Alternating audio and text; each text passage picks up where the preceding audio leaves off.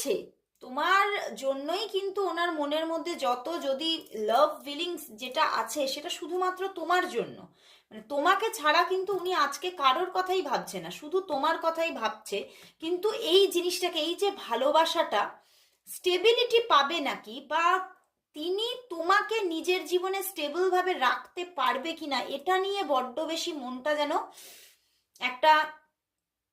কিছুটা হতাশাগ্রস্ত। সেই জন্যেই এই যে একটা আনস্টেবিলিটিতে ভুগছেন উনি, একটা মানসিক একটা দোনমনো দোনমনো ব্যাপার কিন্তু চলছে।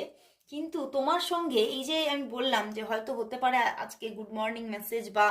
কালকেও কথাবার্তা কিছু হয়েছে, তো সেখান থেকে মানে তোমার সঙ্গে কথা বললেই ওনার মধ্যে যেন বেশ একটা চাইল্ডিশ ব্যাপার খেলে যায়, বুঝতে পেরেছো, একটা খুনসুটি,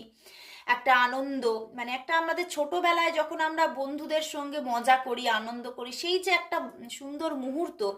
সেই জিনিসটা যেন ওনার